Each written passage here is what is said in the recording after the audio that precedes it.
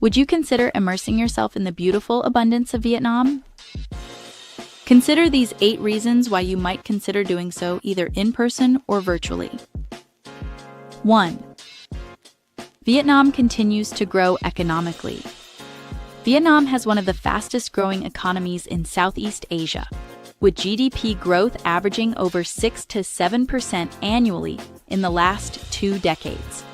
In 2024, its GDP exceeded $430 billion USD, fueled by exports, manufacturing, and digital innovation.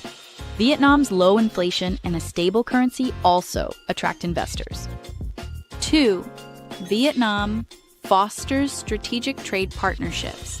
Vietnam benefits from multiple free trade agreements, including CPTPP, which is the Comprehensive and Progressive Agreement for Trans-Pacific Partnership, the EVFTA, which is the EU-Vietnam Free Trade Agreement, and the ASEAN, China, and ASEAN-Korea FTA. Its top trading partners include imports from China, exports to the United States, especially for textiles and electronics, and Japan, South Korea, and EU countries. Natural resources and green potential. Vietnam is rich in rare earth elements, a growing alternative to China, coal, bauxite, offshore oil, and gas. It holds high hydropower and renewable energy potential, especially wind and solar along its long coastline. This provides a platform for both traditional industries and a future green economy. Vietnam hosts a young and dynamic population. With over 100 million people and a median age of just 32, Vietnam has a growing middle class and a digital native workforce. Youth-led entrepreneurship and tech adoption are booming, especially in fintech, e-commerce, and AI sectors. There are thriving business hubs in Vietnam. Ho Chi Minh City is the financial and tech capital, while Hanoi serves as the political and cultural center. Da Nang is emerging as a digital nomad and innovation hub. These cities offer co-working spaces, global standard infrastructure, and startup-friendly policies. Vietnam supports rising expat and digital nomad communities. Vietnam is increasingly attractive to expats due to low cost of living, high-speed internet, and remote work culture. It showcases a welcoming culture with growing international schools. Vietnam's major expat hubs include Ho Chi Minh City, Hanoi, and Da Nang. Culinary magnet for the world. Vietnam's cuisine, pho, banh mi, fresh herbs, fish sauce, coffee culture has earned global admiration. Chefs and food entrepreneurs flock to Vietnam for its diverse regional cuisines, abundance of fresh ingredients, and vibrant street food culture. Vietnam's global fusion influences come primarily from France, China, and Southeast Asia. Resilient, independent foreign policy, and strong allies. Finally, Vietnam maintains a careful diplomatic balance with a strong defense and trade ties with the US, Japan, and Australia. It maintains deep historical and economic links with Russia and China, and acts as an active contributor to UN peacekeeping and regional security. This ensures security, investment, and international respect. After learning about all these thriving aspects, would you consider visiting Vietnam to experience its vibrant growth and unique charm firsthand? Please leave your comments below, and thank you for subscribing to this channel.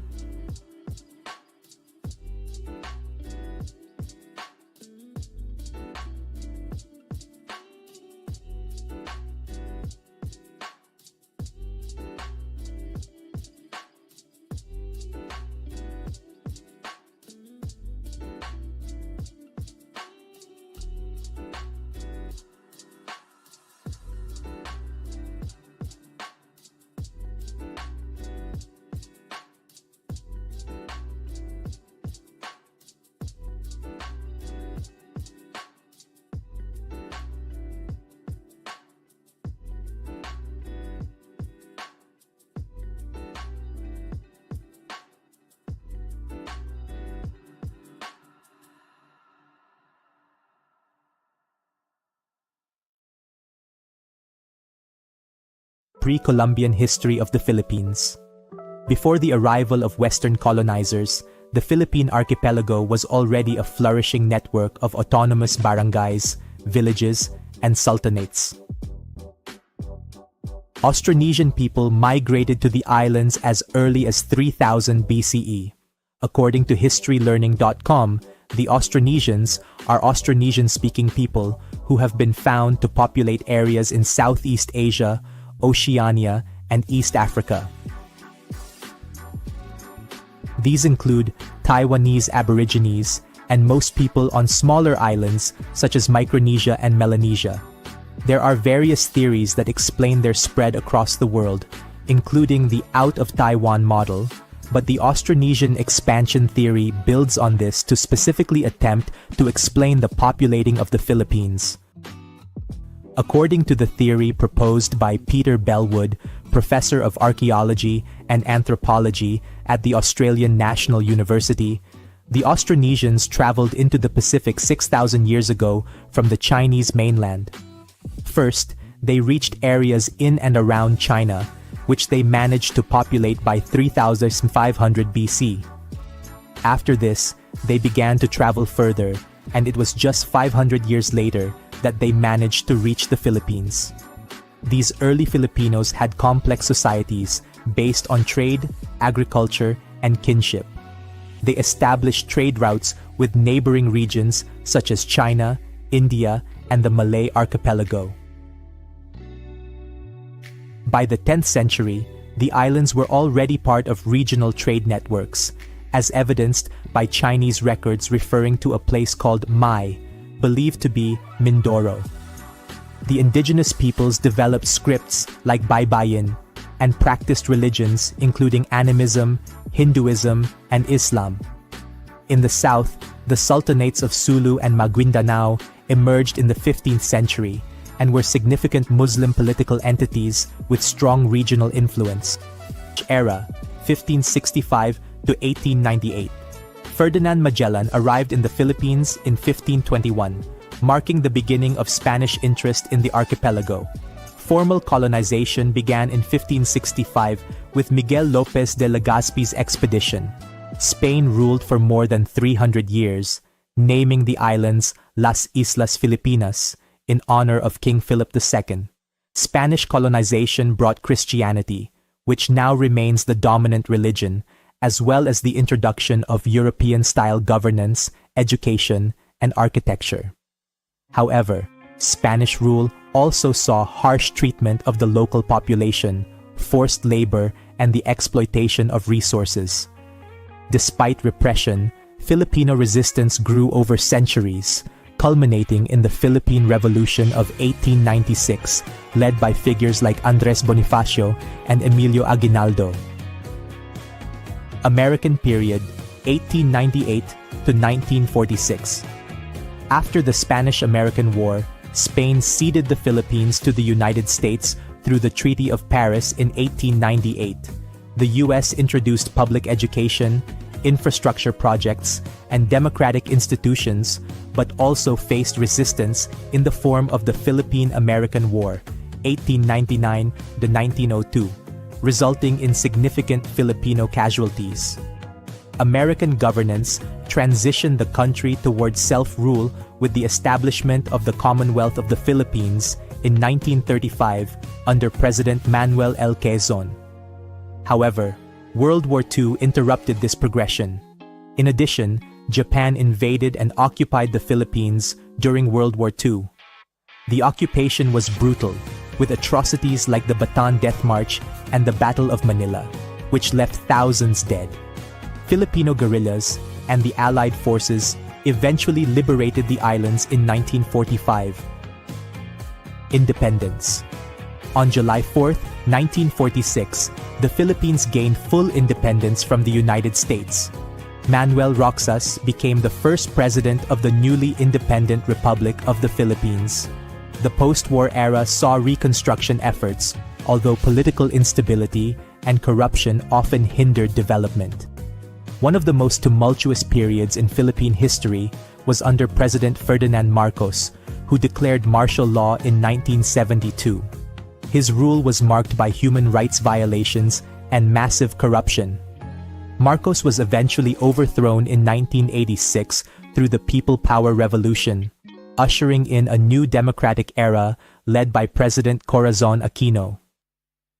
The Philippines is rich in natural resources. It is one of the world's top producers of nickel, copper, and gold. Its agricultural products include coconuts, rice, bananas, and pineapples, and it has access to marine resources, thanks to its extensive coastline and location within the Coral Triangle. The country also has significant potential for renewable energy, especially geothermal and hydroelectric power. Forests, once abundant, have been depleted due to deforestation, but reforestation efforts are ongoing.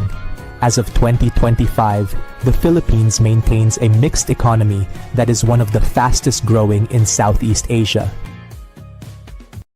Current demographics. As of 2025, the Philippines has a population of approximately 115 million, making it the 13th most populous country in the world. Key demographic features include young population, median age is around 25 years, and a very high literacy rate, above 96%. Its ethnic groups are predominantly Austronesian, Tagalog, Cebuano, and Ilocano, with minorities including Chinese, indigenous Lumad and Aita peoples, and Muslims, Moros, in Mindanao. About 80% are Roman Catholic, 10% Protestant, 6% Muslim. Urban migration has led to the rapid growth of cities like Metro Manila, Cebu, and Davao.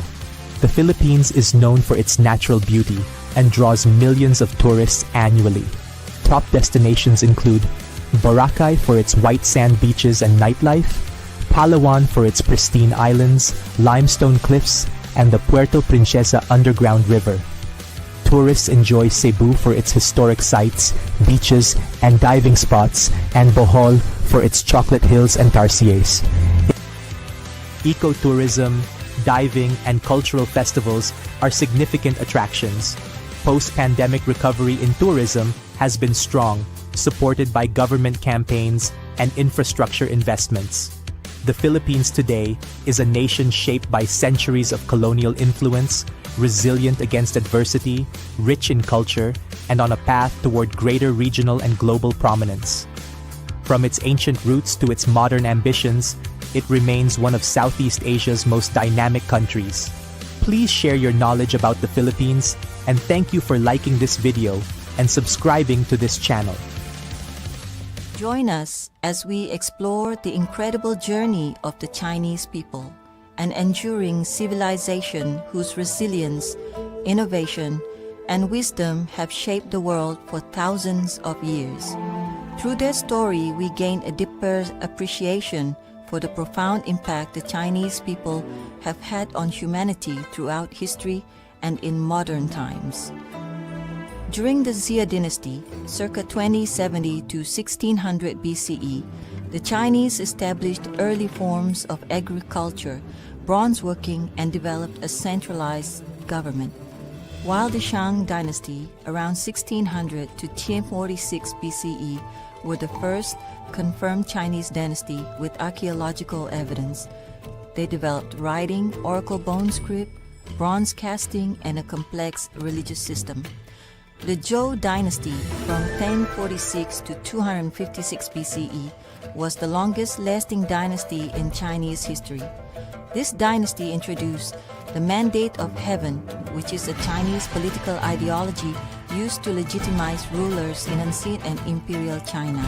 It claims heaven grants its mandate to a virtuous ruler, whose authority depends on wise and just governance. The ancient Chinese introduced their feudal system.